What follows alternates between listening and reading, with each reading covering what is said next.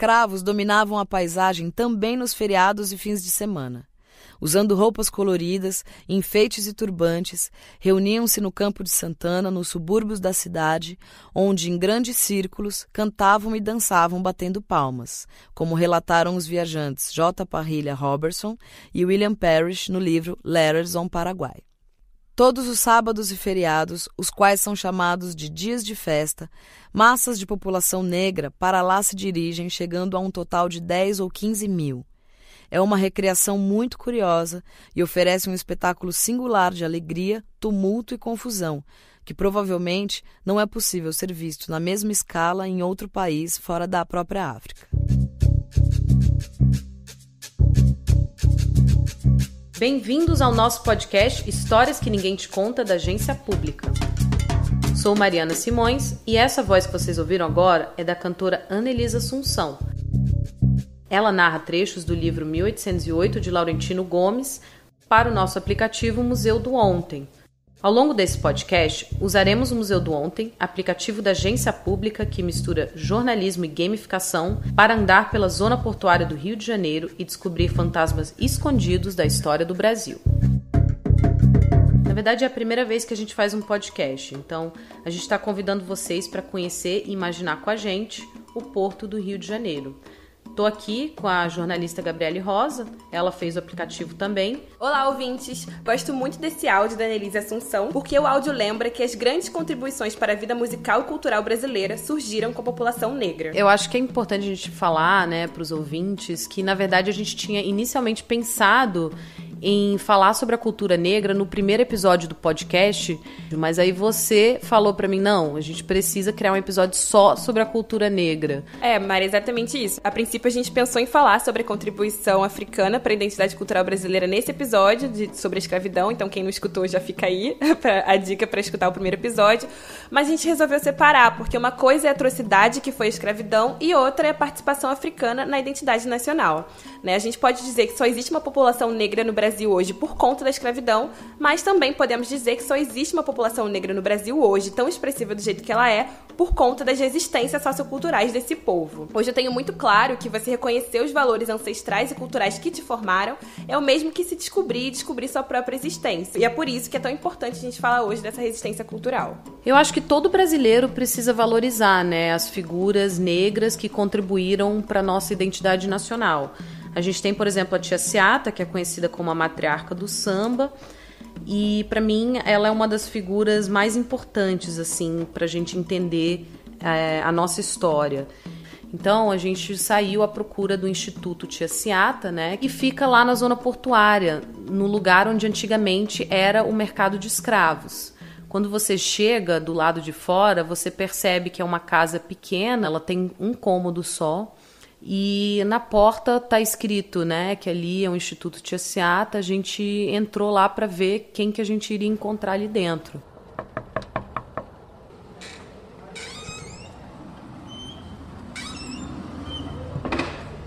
Olá, tudo bem? Oi. Eu sou Grace Mary Moreira, bisneta biológica de Tia Seata, presidente da Organização Cultural Remanescente Tia Seata, e hoje gestora também da Casa da Tia Seata. Então, o que eu posso falar para vocês dessa mulher emblemática, chamada Hilária Batista de Almeida, conhecida como Tia Seata, nessa região denominada Pequena África, esse território, que é um território maravilhoso, onde tem várias histórias que Tia Seata está entrelaçada entre elas, A Tia Seata era mãe de santo e realizava encontros religiosos e rodas de samba na casa dela no final do século XIX. Ela abrigava os músicos negros quando o samba era proibido e talvez sem ela o samba teria morrido. Especula-se que pelo telefone, o primeiro samba gravado em disco foi escrito em um desses encontros. O chefe da polícia pelo telefone mandou me avisar que na Carioca tem uma roleta para se jogar. Então é o que eu digo a vocês, Tia Seata, na casa dela, ela abrigou muitas pessoas, principalmente os sambistas que eram desconhecidos, como Donga, Pixinguinha, João da Baiana, Então, esses músicos que eram jovens na época conseguiram desenvolver seus talentos através da casa da Tia Seata.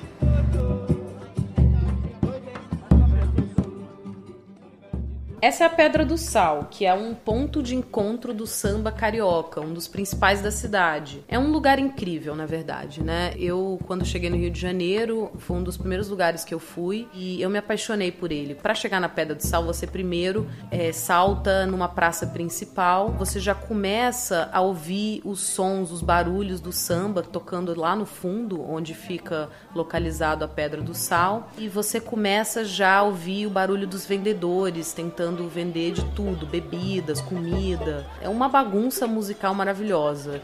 Você vai andando, né, por uma rua estreita, assim, de paralelepípedo, até você chegar na pedra, e as pessoas ficam sambando em torno dessa pedra. O que é lindo desse lugar é que a pedra é o palco. Os músicos, eles ficam no pé dessa pedra, sentados em volta de uma mesa de plástico, de bar comum. E a grande atração é você ver as pessoas ou em cima da pedra ou do lado dela, dançando com uma cerveja na mão.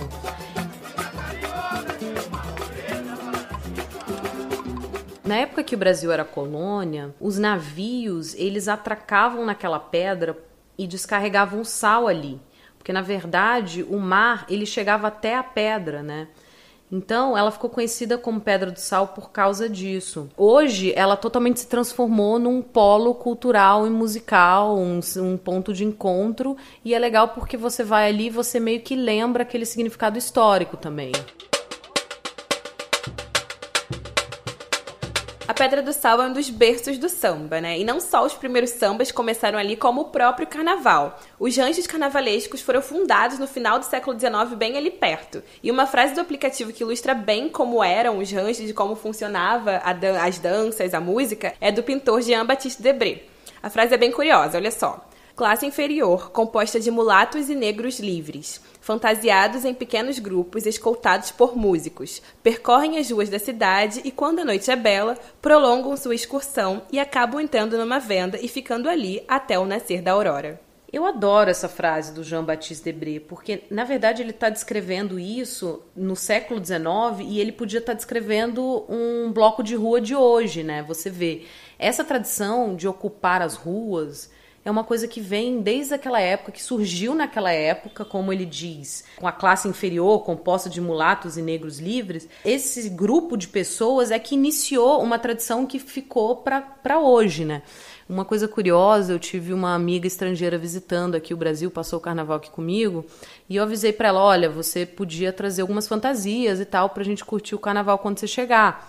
E ela me perguntou, mas eu preciso comprar ingresso para essas festas? Aonde eu vou fantasiada? Não entendi direito. E eu falei para ela, a gente vai pra rua, entendeu? Ela não conseguia entender o conceito de que existiria uma festa em espaços públicos. Isso é um conceito muito brasileiro, muito carioca, e que eu acho que a gente não entende até hoje as raízes de onde isso surgiu e como isso é peculiar e único para o nosso país, né?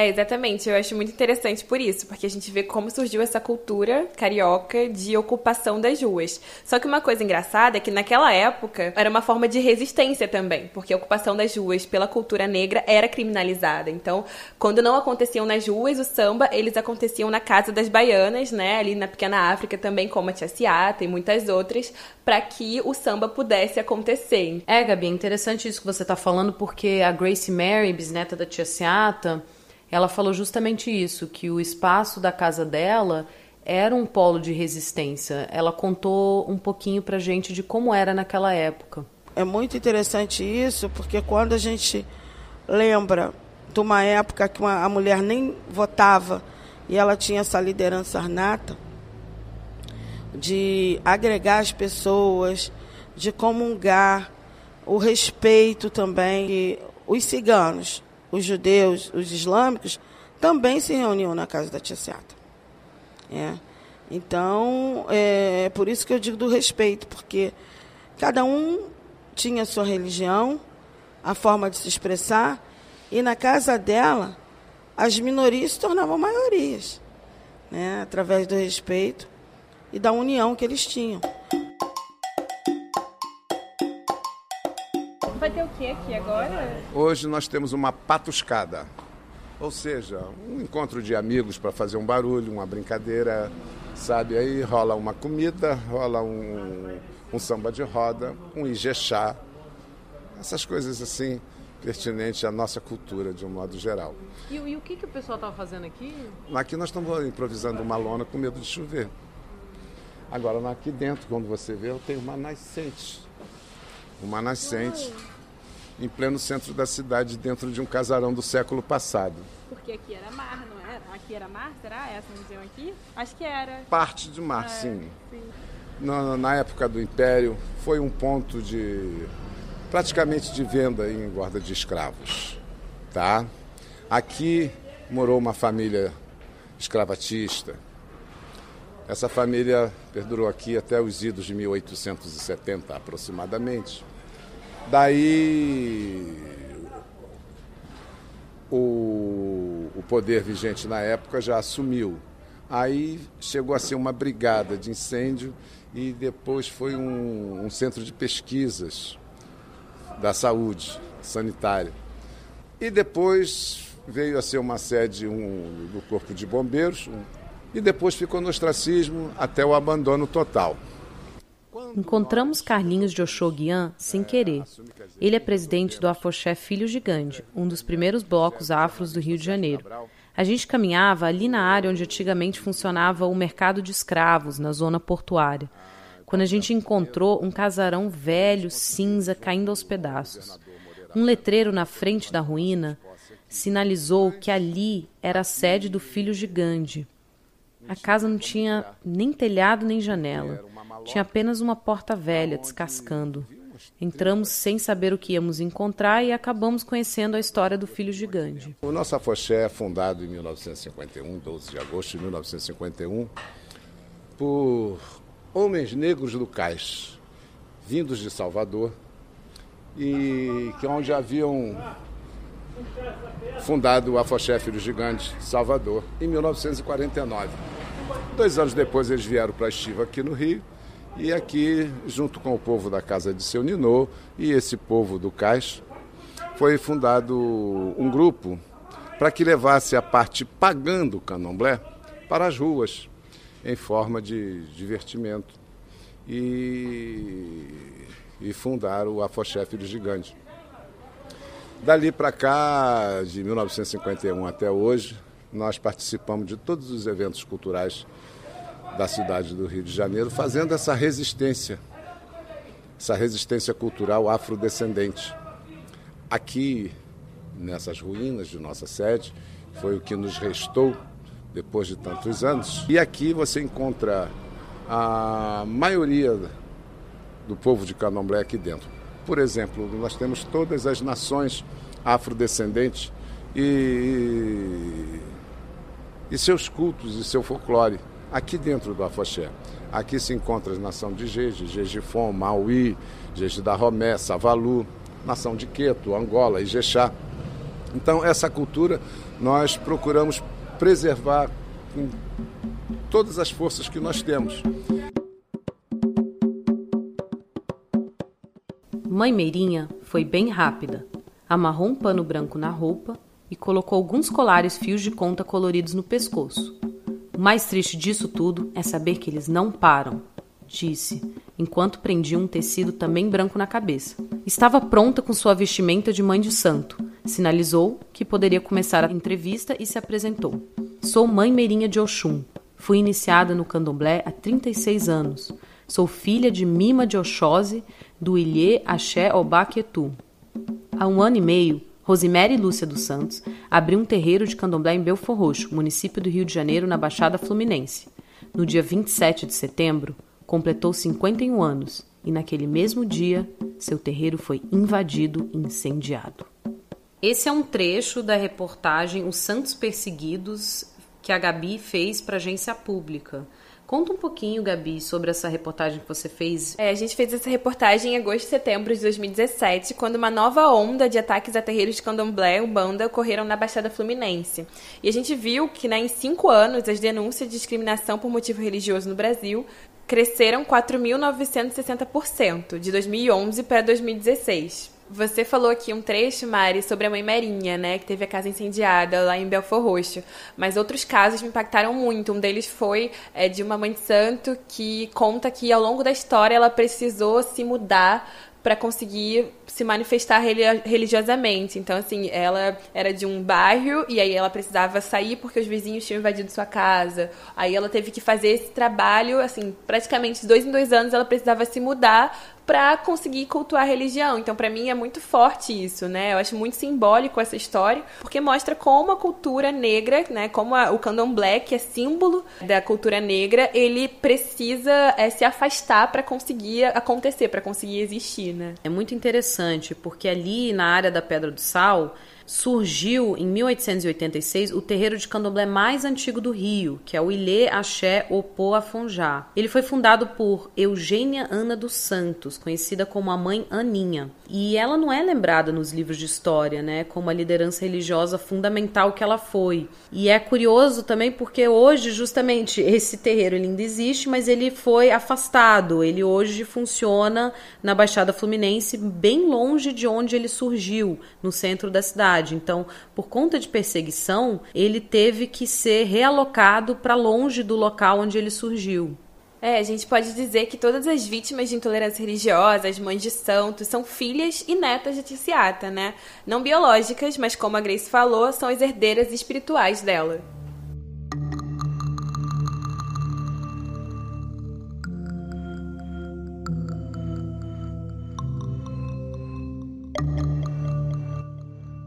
É uma história que a gente não aprende na escola, nos livros.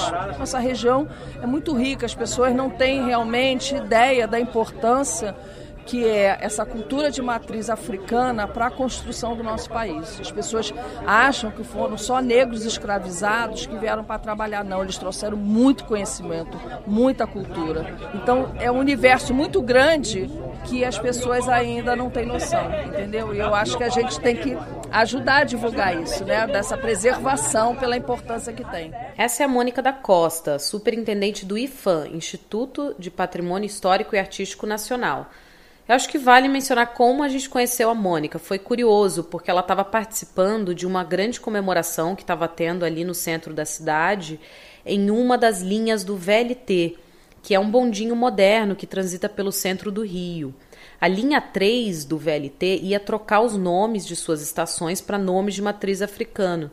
E naquele dia contaram pra gente que ia ter uma comemoração ali para celebrar o fato de terem conseguido colocar esses nomes históricos importantes para a cultura negra na região. Esse é o VLT, ele anda sobre trilhos que cortam pelo centro antigo do Rio e os prédios históricos do entorno. A gente pegou uma carona no VLT com as autoridades do governo integrantes do movimento negro para percorrer todo o trajeto da linha 3 do trem e escutar as novas estações sendo anunciadas com nomes de matriz africana a cada parada.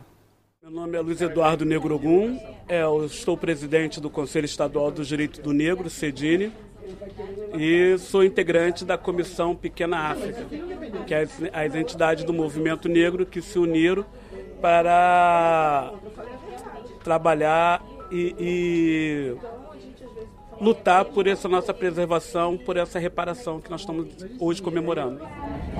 Próxima parada, Camerino Rosas Negras. Desembarque pelo lado esquerdo. A estação da Camerino ficou Camerino Rosas Negras.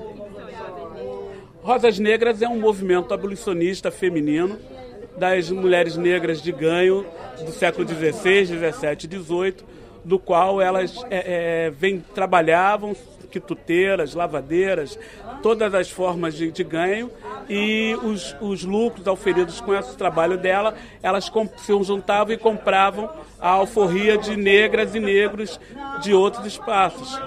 E aí faziam com que crescia esse processo abolicionista na prática, na realidade focada. Mari, com toda essa história dá até pra entender, né? Porque eles lutaram tanto pra que esses nomes fossem alterados e porque eles ficaram tão felizes naquele dia. Tava todo mundo muito feliz, muito contente, porque é muito simbólico, né? Eu acho muito...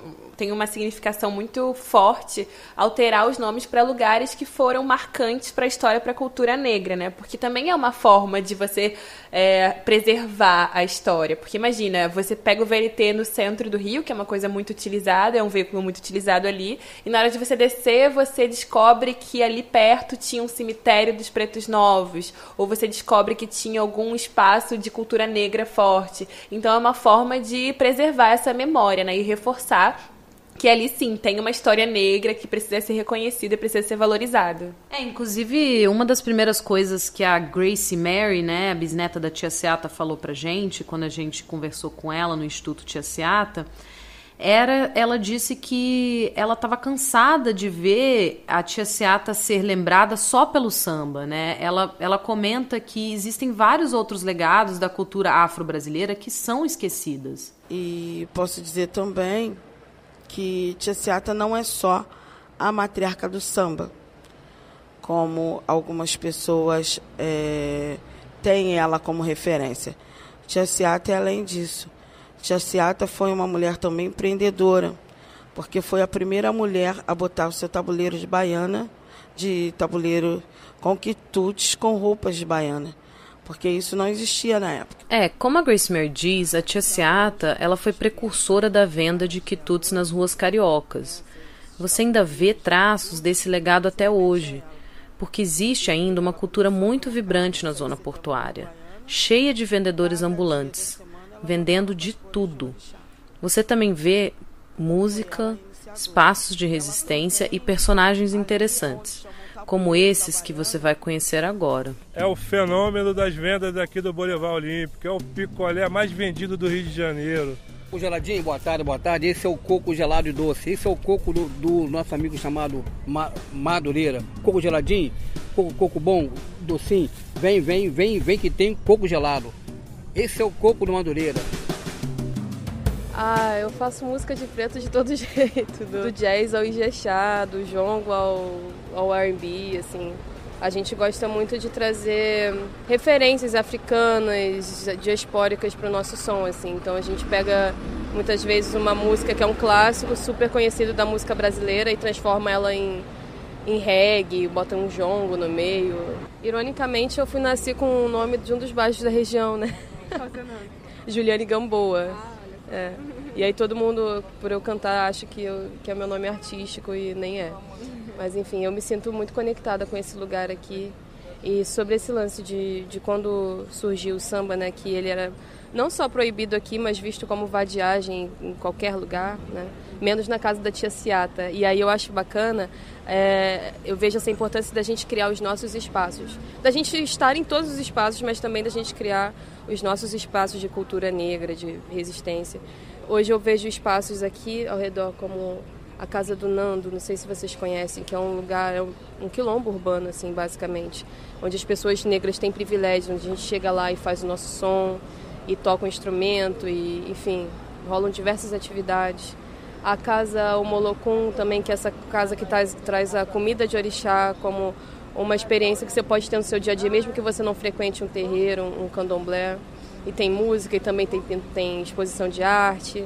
Então, mesmo com todas essas forças para nos derrubarem, a gente tem muita força nos lugares que a gente cria, nos nossos pequenos quilombos, né, nos nossos refúgios. Para mim, um dos maiores refúgios, né, que a gente encontrou ao longo da gravação desse podcast foi a sede do Filhos de Gandhi, porque eles fazem de tudo ali, samba, praticam candomblé.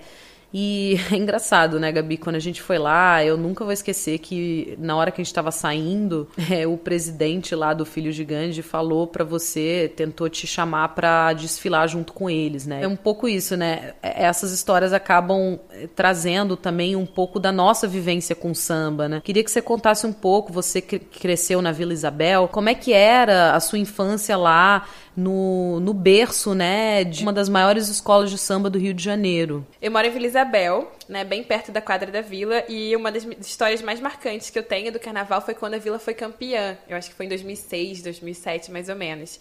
E eu lembro que as pessoas estavam todas na rua e se abraçavam, e era muita gente, um mar de pessoas com camisa azul e branca e muito felizes. Então, pra mim, a minha memória disso é muito forte, porque eu lembro que desde aquele dia eu comecei a torcer para que a Vila ganhasse todos os anos, para que todas as pessoas estivessem felizes todos os anos, assim. Então é bem legal. E hoje, assim, eu escuto os ensaios, então toda sexta tem ensaio da bateria perto da minha casa. Então eu acordo sambando já, com música, é bem legal. Uma coisa que eu acho bonito da sua história é que eu acho que o samba é a união das pessoas, né? Eu acho que, pra mim, o samba é muito isso. Eu sou de Brasília, então, quando eu vim pro Rio em 2013, faz 6 anos, eu não conhecia direito o carnaval. Assim, lá em Brasília não tem nada. Eu nunca tinha ido pra um bloco de carnaval na minha vida. Então, quando eu cheguei aqui, eu me apaixonei por aquilo, assim, as pessoas na rua vibrando, assim, numa energia. Enfim, outra coisa que eu acho é que essa expressão aqui no Rio é muito maior porque ela persiste o ano todo. Então, eu passei a ir para rodas de samba no centro da cidade, em pequenos bares, etc., ao longo do ano. Tem uma feira que acontece todo primeiro sábado do mês, na Rua do Lavradio, no centro. E depois daquela feira, você sai passeando pelas ruas e você vai vendo que vai brotando pequenas rodas de samba em qualquer canto que você percorre. Então, é uma expressão musical que ganhou dimensões imensas hoje.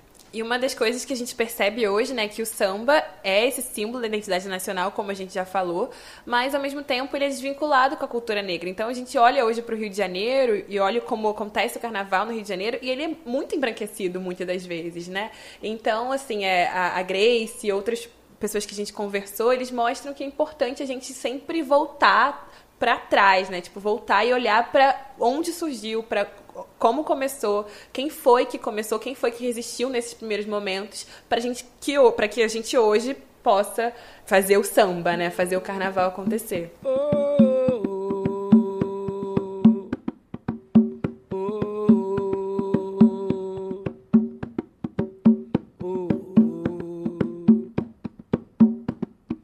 Lágrima nos olhos, pisada forte, gingado de moça, mas é mulher. Lágrima nos olhos. Os filhos de Gandhi tocaram essa música só pra gente quando fomos até a sede deles. E é com esse gostinho de afoxé que a gente encerra o 2º episódio do Histórias que Ninguém Te Conta da Agência Pública. A gente vai continuar falando ao longo do podcast do passado escondido da zona portuária do Rio de Janeiro e no próximo episódio discutiremos os marcos da ditadura militar que estão espalhados pela região. Até lá! Bailando na avenida, filha de Oiá. O Histórias que Ninguém Te Conta é um podcast da Agência Pública. Esse episódio foi dirigido e roteirizado por mim, Mariana Simões. A supervisão e edição do roteiro é da Natália Viana. Locução e reportagem, Gabriele Rosa. Captação e mixagem, Felipe Peçanha.